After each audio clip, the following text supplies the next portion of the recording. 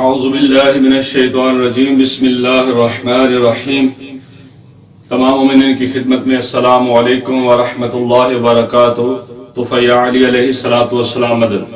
میرے نہایت محترم سامعین، آج میں آپ کی خدمت میں جو پیغام پیش کرنے جا رہا ہوں وہ ایک سوال ہوا اور کچھ مومنین کی خواہش تھی کہ اس موضوع پر بات کی جائے، تو میں چند جملوں میں آپ کی خدمت میں گزارش کرنا چاہتا ہوں۔ ہمارے معاشرے میں عملیات کا جو کام ہے یہ بہت ہی پختہ ہوتا چلا جا رہا ہے۔ عملیات کے نام پر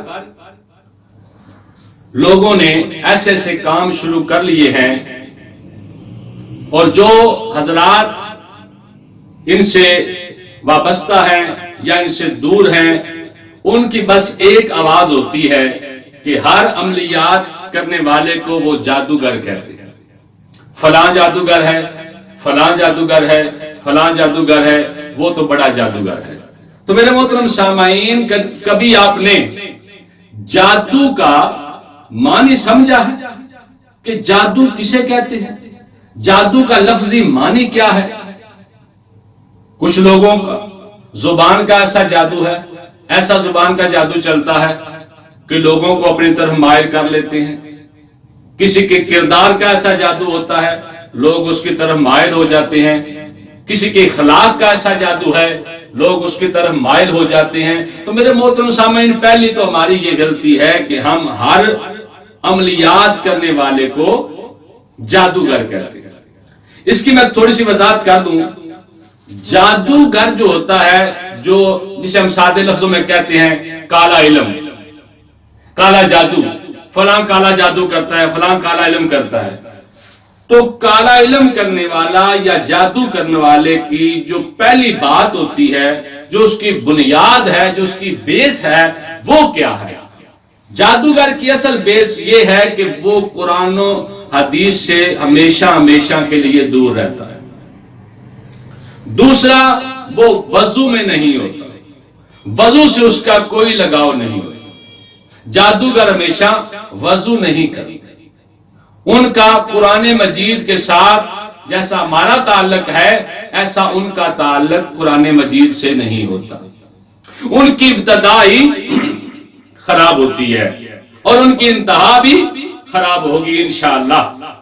تو جو لوگ ایسے عمل کرتے ہیں اور ٹی وی پر مشہوریاں دیتے ہیں، یہ کالی شکتیوں والے بابا ہیں، یہ فلاں بابا ہیں، آپ کا کام منٹوں میں ہو جائے گا، آپ کا کام گھنٹوں میں ہو جائے گا، دنوں میں ہو جائے گا، آپ ایسا کریں، آپ ایسا کریں۔ میرے محترم سامعین، جو لوگ عملیات کو سمجھتے ہیں، نوری عمل کو سمجھتے ہیں، وہ لوگ کبھی ایسا پیغام نہیں دیتے۔ اور آپ ازما لیں، جن لوگوں کی مشہوریاں ٹی وی پر نیٹ پر آتی ہیں، جب آپ انہیں کال کرتے ہیں تو ان کا پہلا سوال یہ ہوتا ہے، آپ اتنے روپے بھیج دیں، آپ کا کام ہو جائے گا۔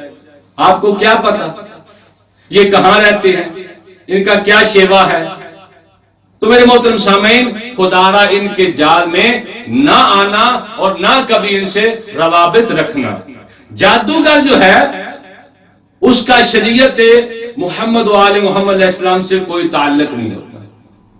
وہ دین کا باغی ہوتا ہے، وہ اسلام سے دور ہوتا ہے۔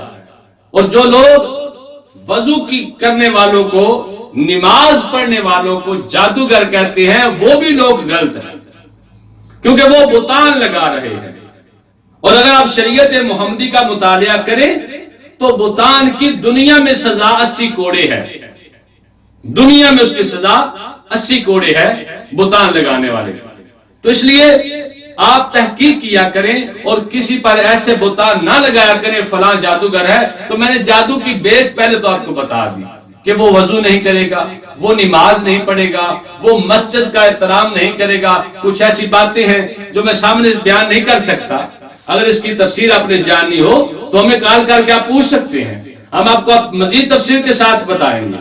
تو میرے محترم سامعین، وہ خانہ خدا مسجد جو ہے اس کا بھی وہ احترام نہیں کرتا، اور ان کو نہ غسل کی ضرورت ہوتی ہے، نہ انہیں حجامت کی ضرورت ہوتی ہے، نہ انہیں وضو کی ضرورت ہوتی ہے، نہ انہیں قرآن و حدیث کی ضرورت ہوتی ہے، نہ انہیں شریعت محمد و آل محمد کی ضرورت ہوتی ہے۔ تو اس لیے میرے محترم سامعین، یہ جادوگر کی ہے ابتدا۔ اگر آپ اس کی انتہا سنیں گے تو پھر آپ خوف کے مارے چھپتے پھریں گے۔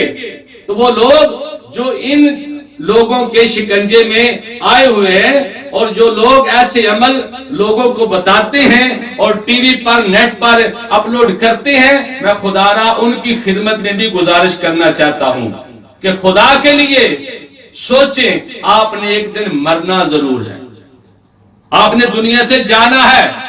وہ قبر جس کے بارے میں نبی پاک صلی اللہ علیہ وسلم نے بتایا ہمیں کہ وہ قبر جنت کے باغوں میں سے ایک باغ ہے اور جہنم کے گڑھوں میں سے ایک گڑھا ہے۔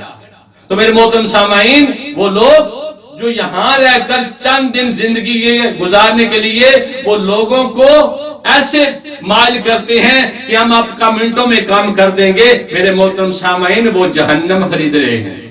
تو خدا را شریعت محمد و آل محمد علیہ السلام میں اور معصومین علیہ السلام نے جو ہمیں اعمال بتائے ہیں، جو ہمیں طریقہ کار بتائے ہیں، وہ قرآن مجید میں موجود ہیں، وہ حدیث میں موجود ہیں۔ تو خدا را وہ دعائیں موجود ہیں، ان پر عمل کریں۔ اور سب سے پہلے میں نے آپ کو بات بتائی، ان کے ہتھکنڈوں سے آپ بچ سکتے ہیں ایک عمل سے۔ وہ عمل کون سا ہے؟ وہ ہے آیت الکرسی۔ اگر آپ صبح شام 5 دفعہ یا 7 دفعہ آیت الکرسی کی تلاوت کر کے اپنے اوپر پھونک لیں، اپنے چاروں جانب پھونک لیں، زمین اسپار پر پھونک لیں، اور کبھی دن میں آپ کو کوئی حادثہ پیش نہیں آئے گا، اور کبھی آپ کو جاتے جاتے آپ کو حادثہ نہیں پیش آئے گا، آپ کو آسمانی آفت نہیں گرے گی، زمین آپ کو تکلیف نہیں دے گی۔ تو میرے محترم سامعین، سب سے بڑی بات کہ جتنا بڑا جادوگر سامنے بیٹھا ہو، اگر آپ نے آیت الکرسی 7 دفعہ پڑھ کر اپنے اوپر پھونک لی ہے تو میرے محترم سامعین کبھی آپ پر جادو نہیں ہوگا۔ اس لیے اس پر عمل کریں اور تاکہ فیض یاب ہو سکے۔ وما علینا الا البلاغ۔